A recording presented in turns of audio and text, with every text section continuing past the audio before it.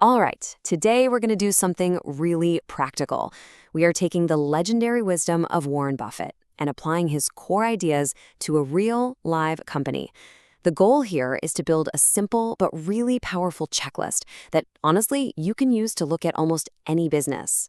So let's just jump right in. This is the fundamental challenge for any investor, isn't it?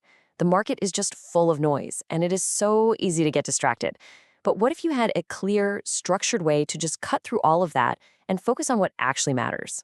And this quote right here from the man himself, it really sets the stage perfectly. It's all about quality first and then value.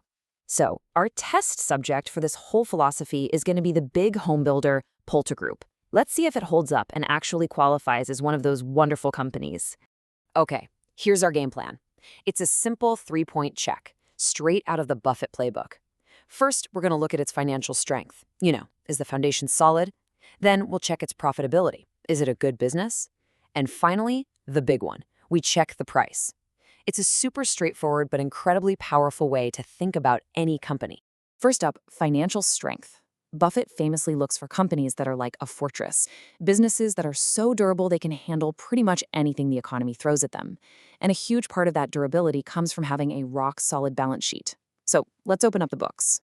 The first thing we're going to look at is called the debt-to-equity ratio. Now, don't let the name scare you off. It's a really simple question. How much of the company is funded by borrowed money versus its own money? Think of it like a company's mortgage compared to its net worth.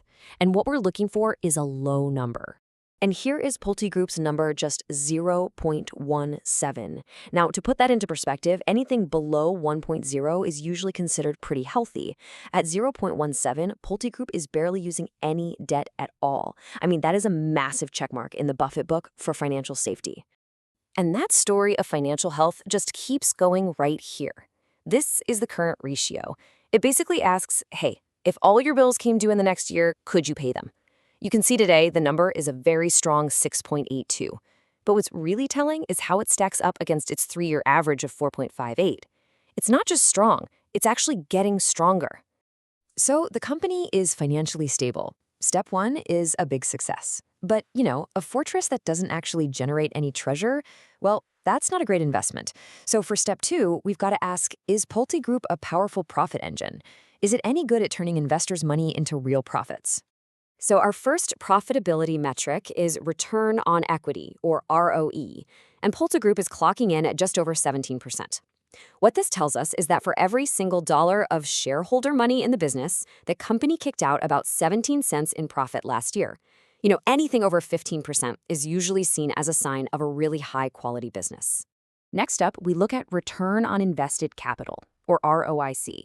This is pretty similar to ROE, but it also includes debt in the math. And at over 15%, this really just confirms what we just saw. It tells us that management is really efficient at using all the money it has, whether it's from owners or from lenders, to make a profit. And finally, we've got the free cash flow yield. You can think of this as the owner's earnings yield. It's the amount of pure, cold, hard cash the business generates compared to its stock price. A yield over 7% is really strong, and it tells us this company is a bit of a cash-generating machine. But this is where a good analyst has to dig a little deeper. Great analysis always has some nuance. While today's profitability is definitely strong, just look at the trend. PulteGroup's current ROE of about 17% is great on its own, but you can see it has cooled off a lot from its 3-year average of over 25%. So what does this tell us?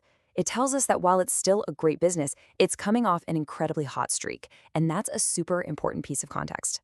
All right, so we've established that PulteGroup is financially sound, and it's a strong, if maybe slightly cooling, profit engine. This brings us to the final and maybe the most important part of the Buffett check. Are we buying this wonderful company at a fair price? Let's find out. This table here lays it all out pretty clearly.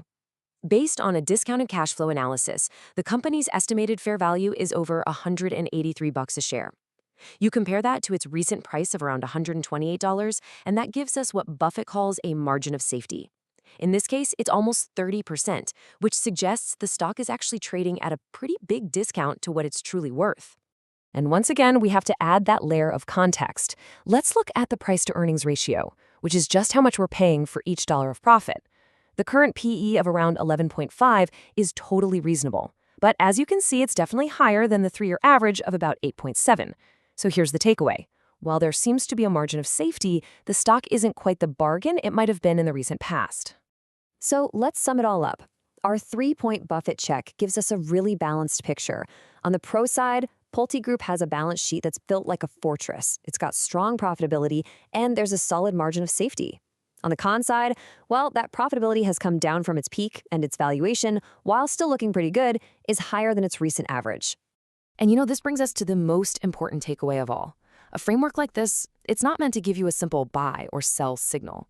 Its real power is that it forces you to ask the right questions. Why is profitability cooled off? Is the housing market about to change? Is the current margin of safety big enough to make up for those risks? That's where the real work and the real insight begins.